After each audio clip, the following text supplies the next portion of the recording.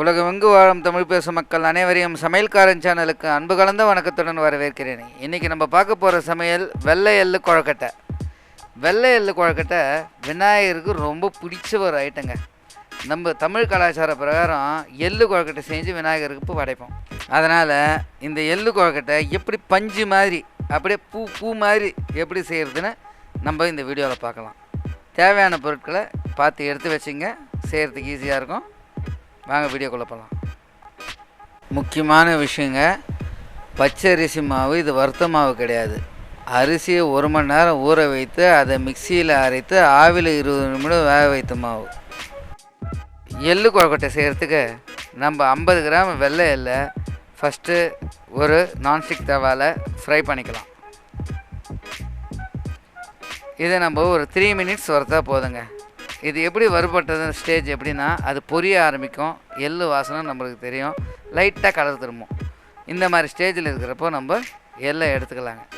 Mixie ஜாரில் போட்டுட்டு லைட்டாக 2 சுற்று தான் சுற்ற விடணும். பாருங்கள், இந்த மாதிரி போட்டுட்டு லைட்டாக 2 சுற்ற விடலாம். அவ்வளோதாங்க, கொஞ்ச நேரம். இப்போ நிறுத்திட்டா போச்சு. இந்த ஸ்டேஜில் கைட்டினாங்க.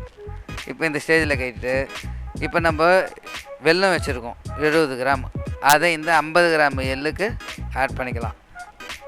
இப்போது ஒரு 2 சுற்றிக்கலாம். ரொம்ப நைஸாக அரைக்கக்கூடாது, இந்த மாதிரி ரஃப்பாக தான் அரைச்சிக்கணும். இந்த மாதிரி ரஃப்பாக அரைச்சி எடுத்து வச்சுக்கலாம்.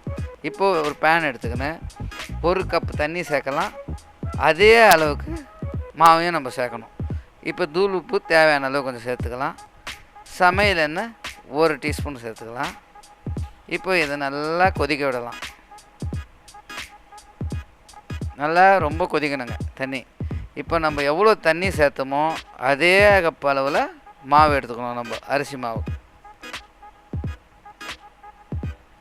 இப்போ இந்த ஸ்டேஜில் தண்ணி நல்லா கொதிச்சிச்சு.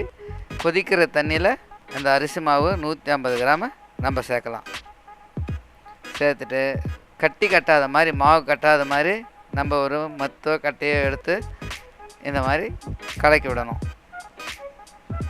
அப்படியே கலக்கிட்டே இருக்கிறப்போ இந்த ஸ்டேஜ் வந்ததுமே நம்ம ஸ்டவ் ஆஃப் பண்ணிடணும்.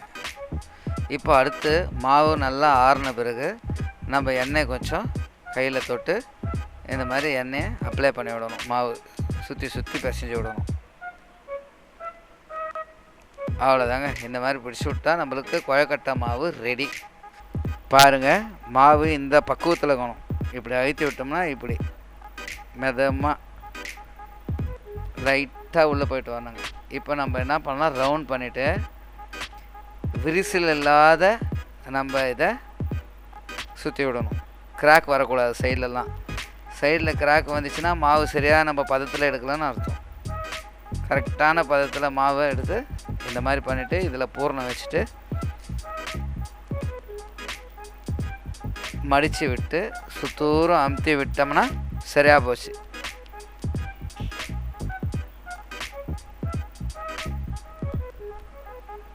கொழக்கட்டை ரெடிங்க. இப்போது கொழக்கட்டையிலே இன்னொரு மாடலுங்க, மோதகம். அந்த மாடல் எப்படி செய்கிறதுன்னு சொல்கிறேன். இதே மாதிரி விரிச்சல் இல்லாத நம்ம பண்ணிக்கணும். விரிச்சலோடு பண்ணோம்னா வேக வைக்கிறப்போ அது உடஞ்சிரும். அதனால் விரிச்சல் ஏதாவது பண்ணிங்கன்னா பூரணம் வச்சுட்டு இந்த மாதிரி மொத்தமாக ஒன்றா சேர்த்து நாங்கள் பண்ணுற மாதிரியே பண்ணிங்க. பார்த்து இப்படி பண்ணிக்கிறீங்கன்னா சரியாக போச்சுங்க. இப்போ 6 கொழக்கட்டை நம்ம செய்வோம், செஞ்சு வச்சிட்டோம். இப்போ அடுத்து என்ன பண்ணலாம், ஒரு இட்லி குக்கர் எடுத்துக்கிட்டு அதில் நீங்கள் தட்டு போட்டு இட்லி வைக்கிற மாதிரி தாங்க, மேலே துணி வச்சுட்டு தண்ணி காய்ச்சதுமே துணி வச்சுட்டு நம்ம கொழக்கட்டையை வச்சிடலாம்.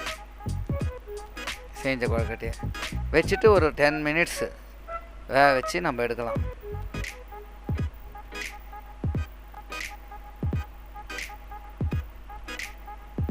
பாருங்கள், இந்த மாதிரி அடிக்கிட்டு 10 நிமிஷம் நம்ம மூடி வச்சிடலாங்க. அதுக்கப்புறம் நம்ம திறந்து பார்த்தா கொழக்கட்டை ரெடி. விரிச்சல் இல்லாத ஒரு கொழக்கட்டை ரெடி, பஞ்சு மாதிரி ஒரு கொழக்கட்டை ரெடி. செம்மையான கொழக்கட்டை ரெடிங்க. பாருங்கள், எப்படி அழகாக வருது, புட்டா பஞ்சு மாதிரி, ஒரு விரிசல் இல்லாத.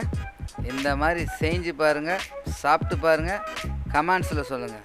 நன்றி கலந்த வணக்கத்துடன் உங்கள் சமையல்காரன்.